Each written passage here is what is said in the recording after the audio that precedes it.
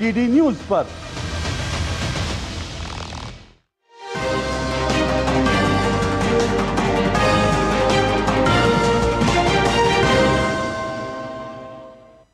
नमस्कार, स्वागत है आपका हमारे इस विशेष बुलेटिन में। मैं हूं रेशमा आपके साथ और मेरे साथ है मेरे सहयोगी अतुल कुमार।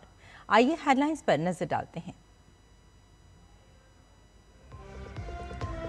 प्रधानमंत्री नरेंद्र मोदी आज मैरीटाइम लीडर्स कॉन्क्लेव को करेंगे संबोधित। ग्लोबल मैरीटाइम सीईओ फोरम को भी करेंगे अध्यक्षता।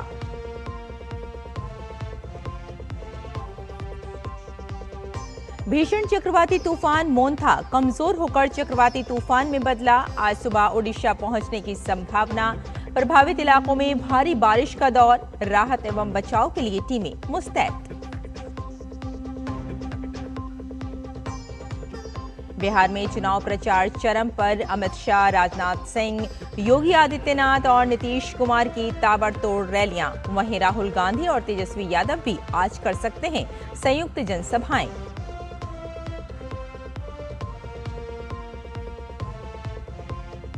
इजरायल के प्रधानमंत्री बेंजामिन नेतन्याहू ने रक्षा बलों को गाजा पट्टी में तत्काल और शक्तिशाली हमले का दिया आदेश। कहा, हमास के बार बार संघर्ष विराम उल्लंघन का दिया जाएगा करारा जवाब।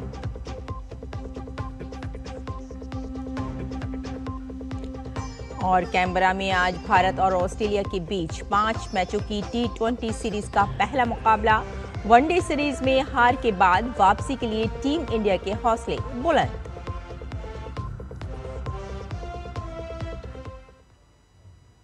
और आइए अब समाचारों पर डालते हैं विस्तार से नजर। प्रधानमंत्री नरेंद्र मोदी आज मुंबई का दौरा करेंगे।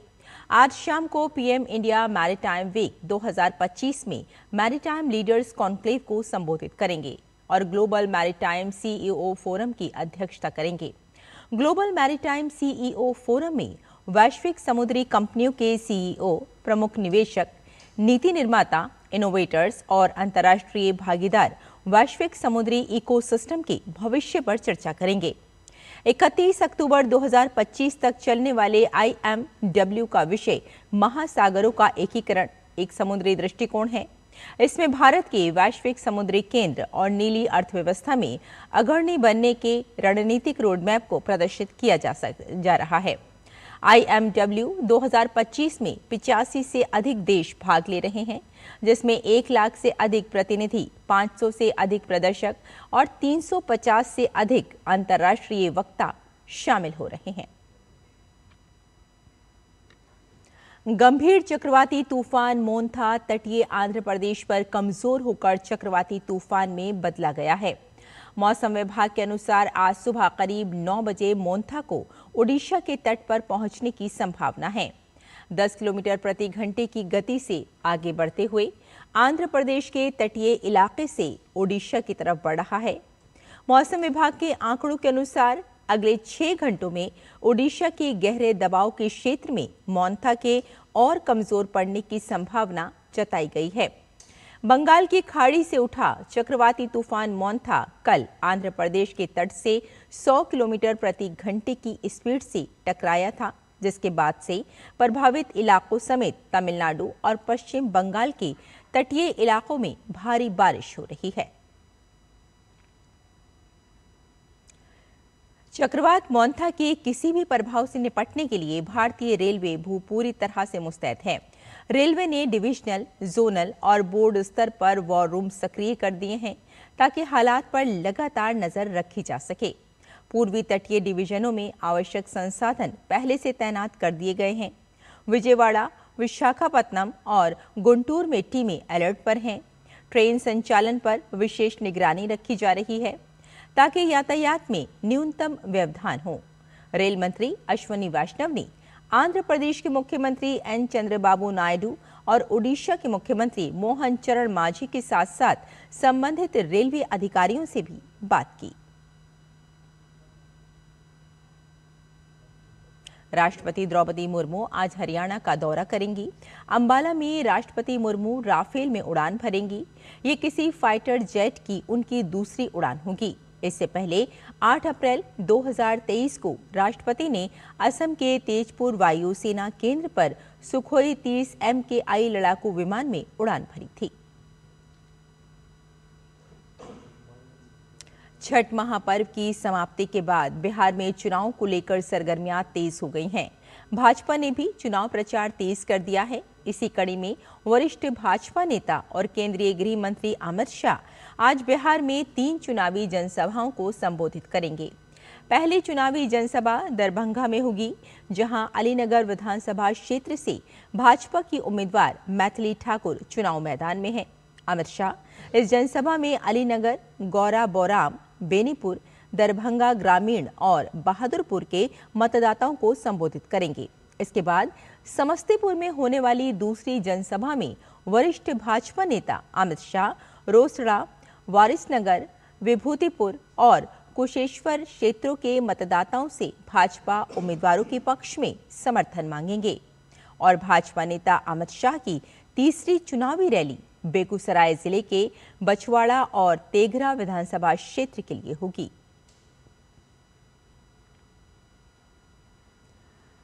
वहीं रक्षा मंत्री राजनाथ सिंह भी आज बिहार में चुनाव प्रचार करेंगे। राजनाथ सिंह दरभंगा के हयाघाट बाढ़ और छपरा में चुनावी सभा को संबोधित करेंगे। उत्तर प्रदेश के मुख्यमंत्री योगी आदित्यनाथ भी आज बिहार के चुनावी दौरे पर रहेंगे। मुख्यमंत्री योगी आदित्यनाथ यहां सिवान, भोजपुर और बक्सर में एनडीए के समर्थन में 3 जनसभाओं को संबोधित करेंगे, जिसमें सबसे ज्यादा चर्चा सिवान की रघुनाथपुरा सीट की हो रही है। इस सीट पर एनडीए की ओर से जेडीयू के विकास कुमार सिंह उर्फ जीशु सिंह को उम्मीदवार बनाया गया है। वहीं आरजेडी ने सिवान की रघुनाथपुरा सीट से शहाबुद्दीन के बेटे ओसामा शाहब को उम्मीदवार बनाया है, जिसके खिलाफ योगी आदित्यनाथ प्रचार करने वाले हैं। बिहार विधानसभा चुनाव प्रचार में आज लोकसभा के नेता प्रतिपक्ष राहुल गांधी की एंट्री होने वाली है। राहुल गांधी बिहार में 2 जगह मुजफ्फरपुर और दरभंगा में महागठबंधन के प्रत्याशियों की समर्थन में जनसभा को संबोधित कर सकते हैं। इस दौरान राहुल गांधी के साथ आरजेडी नेता और बिहार विधानसभा में नेता प्रतिपक्ष तेजस्वी यादव भी मंच साझा कर सकते हैं। और इजराइल के प्रधानमंत्री बेंजामिन नेतन्याहू ने मंगलवार को इजराइल रक्षा बलों IDF को गजा पट्टी में तत्काल और शक्तिशाली हमले करने का आदेश दिया। इसे इजराइल ने हमास द्वारा बार बार संघर्ष विराम उल्लंघन के जवाब में किया जाना बताया। प्रधानमंत्री कार्यालय ने जारी किया बयान। एक बयान में प्रधानमंत्री कार्यालय ने कहा कि नेतन्याहू ने पीस डील के कथित उल्लंघनों पर इजराइल की प्रतिक्रिया पर चर्चा के लिए एक बैठक बुलाने के बाद ये निर्देश दिया है। बयान में कहा गया है कि प्रधानमंत्री बेंजामिन नेतन्याहू ने IDF को गजा पट्टी में तत्काल और शक्तिशाली हमले करने का निर्देश दिया है।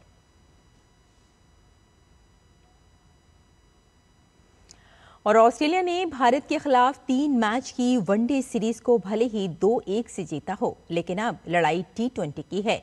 दोनों देशों के बीच 5 मैच की T20 सीरीज का पहला मुकाबला आज कैनबरा में खेला जाएगा। सूर्य कुमार यादव की अगुवाई में भारतीय टीम के हौसले बुलंद हैं, लेकिन इसके साथ ही कंगारू टीम के खिलाफ भारतीय टीम का T20 रिकॉर्ड भी बेहद दमदार है। दोनों देशों के बीच साल 2007 से अब तक कुल 32 T20 मैच खेले गए हैं, जिसमें भारत का पलड़ा भारी रहा है। भारत ने ऑस्ट्रेलिया के खिलाफ अब तक 20 T20 मैच अपने नाम किए हैं, जबकि ऑस्ट्रेलियाई टीम सिर्फ 11 ही T20 मैच जीत सकी।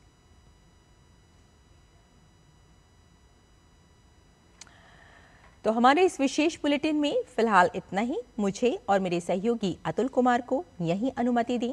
नमस्कार।